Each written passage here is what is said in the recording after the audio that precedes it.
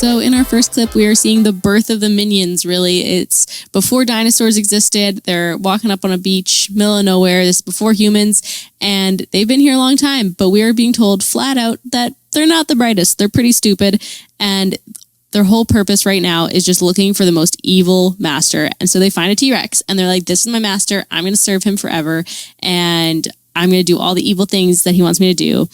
And then they do their stupid minion thing, and the T-Rex, he doesn't make it through it. He is gonzo.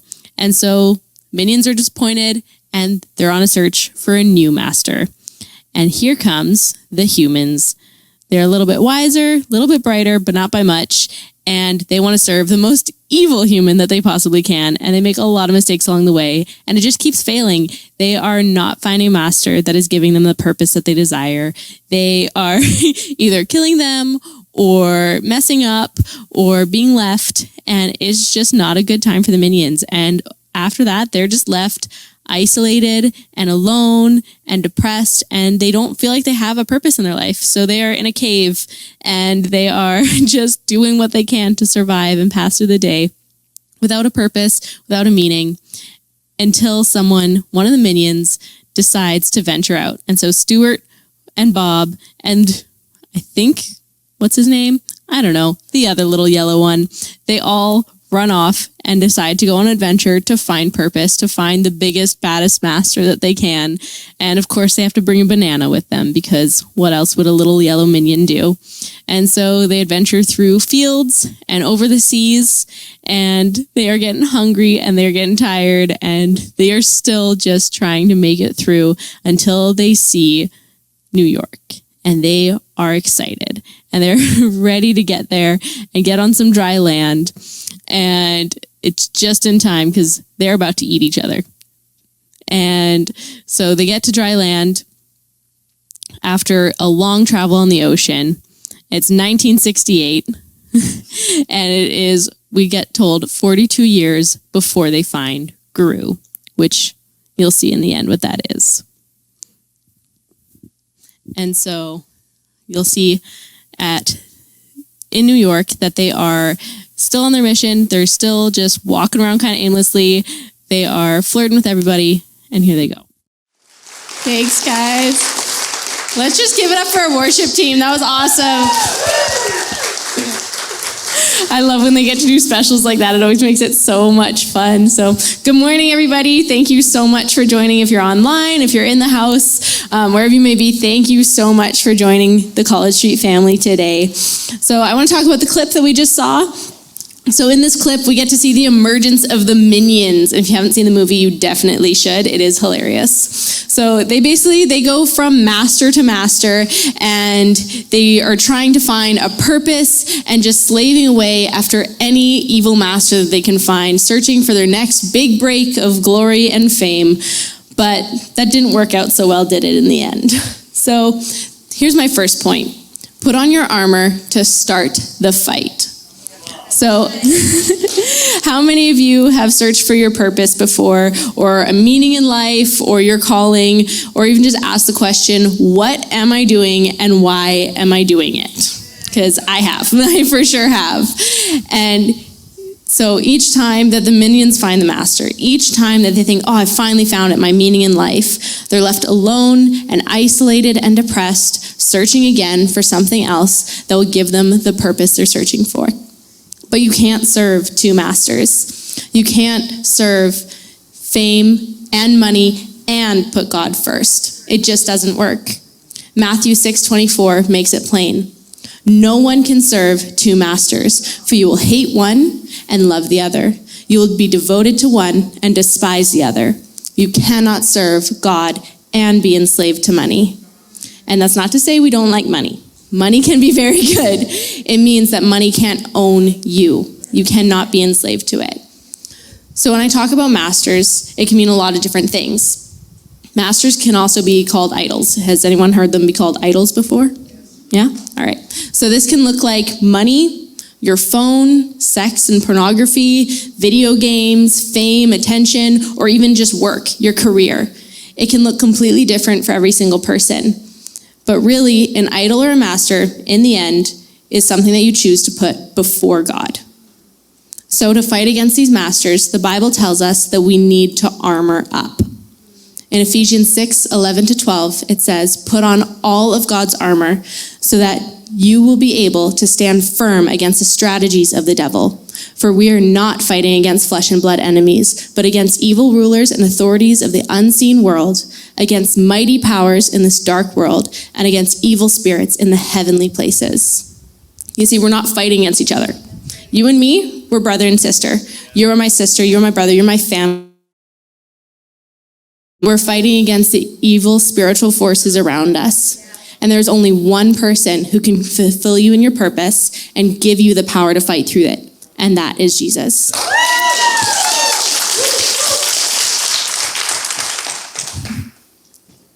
Let's go to clip 2. So this is clip 2. This is EvilCon. This is where the worst of the worst gather. So obviously the minions have to be there to find the worst of the worst master that they can.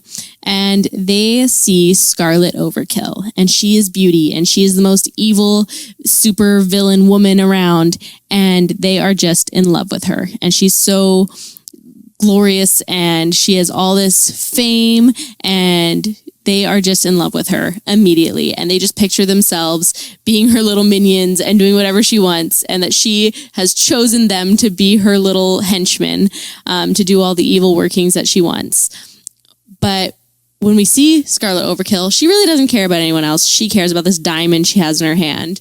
And she wants everyone to try and steal this diamond from her. But of course, she's so prideful, she doesn't think anyone would be able to do that. No one would be able to steal this diamond from her because she's the baddest supervillain out there.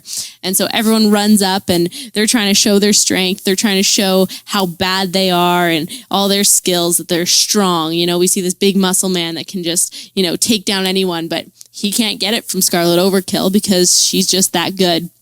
Well, I guess bad. And so she's just doing her thing. She's being graceful. She's flipping around in her pink dress, and no one can get anything from her. No one can get anything. And the minions get tossed into this, and they have no idea what's going on. Like we saw in our previous clip, they are not the brightest. They really just kind of fumble through life, not knowing what's going on. And so they're getting tripped over and they're falling into things. And Scarlet Overkill thinks that she is, keeping this diamond safe this entire time. And, that she's beaten every bad guy, and the minions are just running around like crazy. And we really just see all that greed, that she has this greed and this pride about her, thinking that she's the best of the best. And then finally, she holds up saying, "I have the diamond," but it's actually a teddy bear. And the minions had somehow, in all their stupidity, gotten the diamond and replaced it with a teddy bear. And she is trying to figure out how that happened. And I don't even think the minions know how it happened, but they did it. And so she chooses them to be her henchmen and to do all of the evil working for her, because finally someone was able to defeat her game and show her that, maybe she's not the best of the best, but maybe these little yellow dudes, maybe they are. So she gives them back the teddy bear, and they are off to be her little henchmen, doing all the bad work for her. And of course, again, they're getting all this fame and validation and all this applause from all the evil people in the crowd that are just, wanting it to be them. Okay, that's probably my favorite clip that I have. It's pretty funny. And I also just realized as I walked out that I'm wearing a minion uniform, so ignore it. So in that scene, we get to see the minions go to EvilCon. So this is a conference where all the worst of the worst gather. They're there to trade secrets, and we get to see Scarlet Overkill. She's the baddest female villain around, and to some of us, we might say, oh, she's so cool, she's so pretty. But really, when you watch the scene, all you see is lust and greed. She's lavishing in all the attention that she's getting, but you can see it's still not fulfilling her. She is not happy with what she already has. She needs more attention and more validation from the people around her. And in the end, even that fails. The minions, as helpless and stupid as they are, still end up taking this ruby from her. She can't win. So this reminds me of the story of Zacchaeus. If you don't know the story, I'll explain it. So Zacchaeus was like Scarlett. He was prideful and greedy, and he was a tax collector. And you're allowed to boo at that, it's okay. So he was a tax collector for the people of Jericho. And sometimes he would cheat them, and he would take more than he needed to. One day, when Jesus was on his way to Jerusalem, where he would end up being crucified, he stopped in Jericho. And when Zacchaeus heard that Jesus had arrived, he wanted so badly to see him. But he couldn't quite see the crowds because he was too short, or as my husband would say, he was vertically challenged. So he climbed up a tree. And even though he was despised by the people around him, Jesus knew him and he saw the purpose in his life. Luke 19:4-5 says, "So he ran ahead and climbed a sycamore fig tree beside the road, for Jesus was going to pass that way. When Jesus came by, he looked up at Zacchaeus and called him by name. 'Zacchaeus,' he said, 'quick, come down. I must be a guest in your home today.'" And most people would think that someone as greedy and slimy as Zacchaeus that was cheating people of their money would laugh it off and be like, "Yeah, right, okay, whatever." But that didn't happen. The verse goes on. Zacchaeus quickly climbed down and took Jesus to his home in great excitement and joy. But the people were displeased. "He has gone to be a guest of a notorious sinner," they grumbled. Meanwhile, Zacchaeus stood before the Lord and said, "I will give half of my wealth to the poor, Lord. And if I have cheated people on their taxes, I will give them back 4 times as much." Jesus responded, "Salvation has come to this home today, for this man has shown himself to be a true son of Abraham. For the Son of Man came to seek and save those who are lost." So I love that verse. That is so good. And Pastor Rudy, actually, before we were praying before I came up here, and he pointed out that in that verse, it says that salvation came to the house, not to Zacchaeus, not to the person, to that house. Salvation was in that house that day. The people moaned and grumbled, but because of his humility and because of Jesus' grace, he was able to be saved from his lost way of life and have meaning and purpose on his life. This story teaches us that no matter how far we've gone, no matter how far we've run from God, if we turn back with humility and with excitement in our hearts, that he will restore what is in us and he will forgive and save us. Now, on the topic of humility, I'm already going to cry. I'd like to take a second to honor my pastors. So if you guys could stand for a second.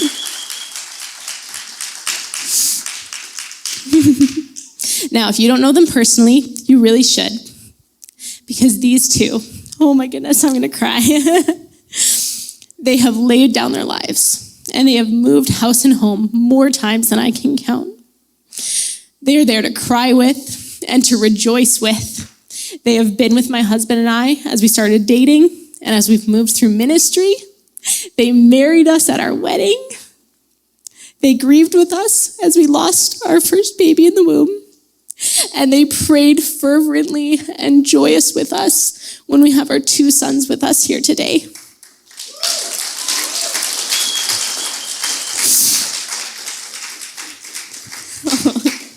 I love you guys.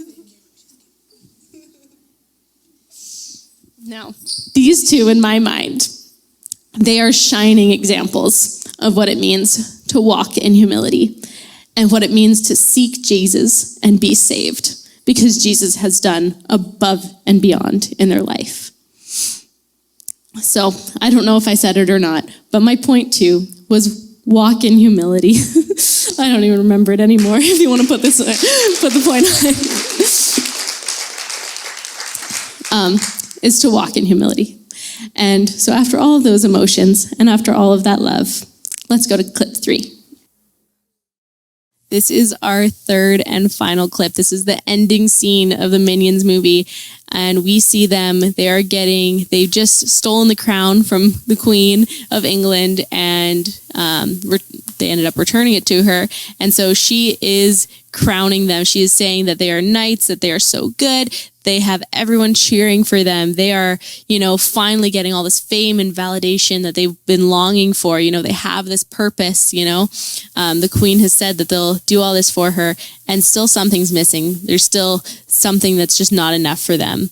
And they're still searching for something else to fulfill them. So they see Scarlet Overkill steal the crown back from the Queen and run off with it. And so they say, you know what? I'm going to do that. I'm going to go get that crown back. So they chase Scarlet Overkill down, and, through the whole crowd that was just giving them applause, that was ready to accept them and ready to give them all that fame they'd been searching for, when suddenly Scarlet Overkill and her little buddy, they get frozen into a block of ice.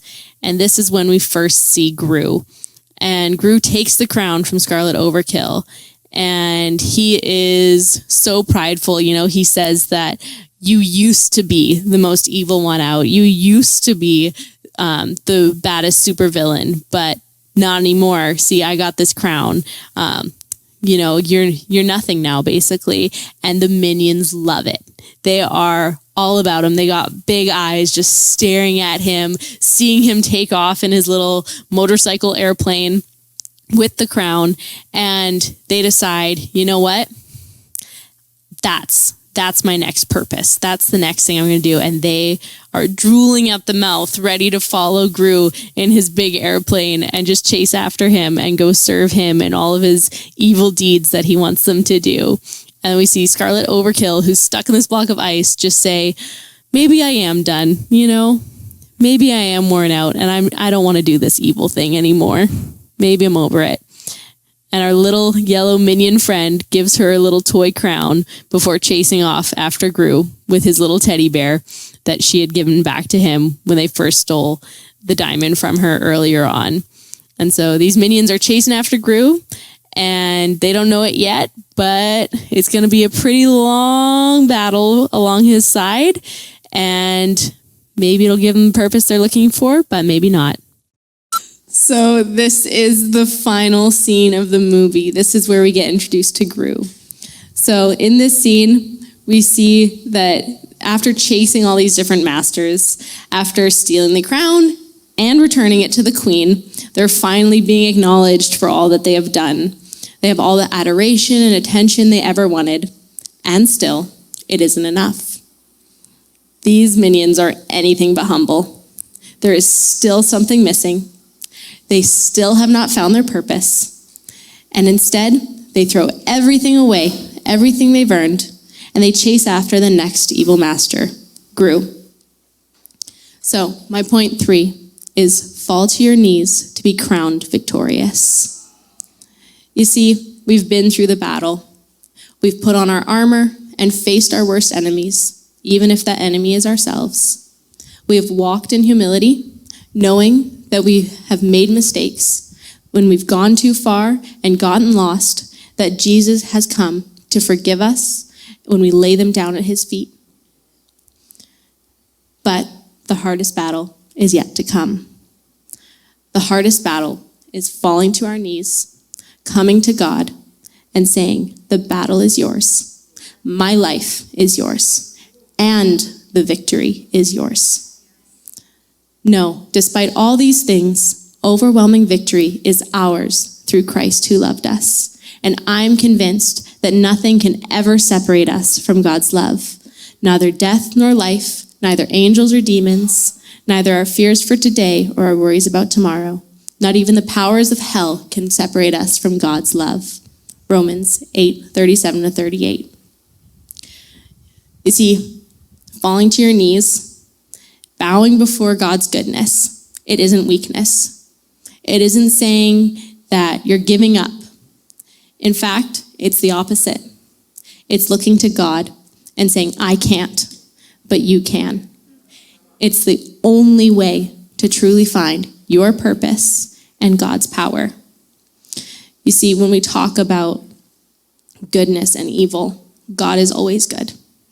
Even when the bad happens, Even when you've gone too far and you've made mistakes, even when you've gotten lost in the world, even when you've been hurt by the world, even when you've hurt others, God is still good.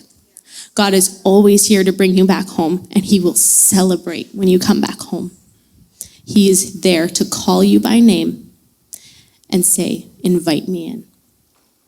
1 Peter 5:6 says, so humble yourselves under the mighty power of God, and at the right time, he will lift you up in honor. My takeaway today is be humble and you will find victory.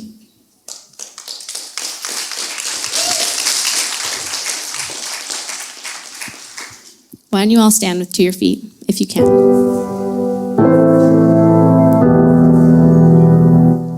Now I see some new faces here today, and I don't know if you know Jesus. I don't know if you've invited him into your heart.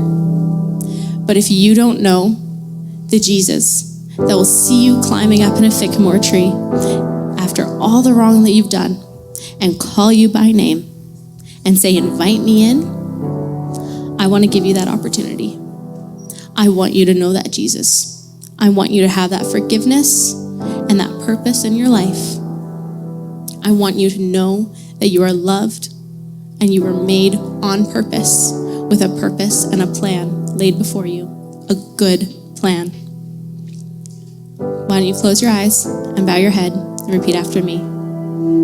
Dear Jesus, I thank you that you call me by name and have good plans for me. I believe that you died on the cross and rose 3 days later. I choose to follow you, to invite you in as Lord of my life and author of my story. Amen.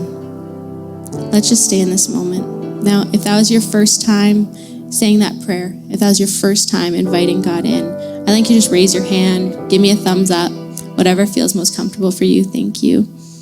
Thank you. That you know that there's a party going on in heaven for you right now.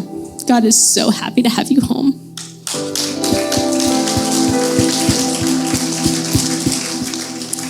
Just know I'm not a crier. Normally, I don't know what's going on. Anyway, you guys are so loved. Thank you so much. So, on that note, welcome home. And our next step after that is baptism. If you don't know what baptism is, I'm going to have the guys lift this lid right now. If you don't know what it means to be baptized, it means to go under the water, to be fully submerged, leave your old life behind, dead in the water, and be raised again with Christ Jesus, just as he was raised from the dead. I'm in the way. So, if that's something that you feel called to do, if you feel that beating in your chest, God tugging at you, saying you need to leave your old life behind to follow me, please come forward. Pastor Matt and Charmaine and myself will be right over there, ready to help you in this next step. It would be an honor for us. But in the meantime, let's lift our hands and let's worship the God who is always good and who is always there to bring you home.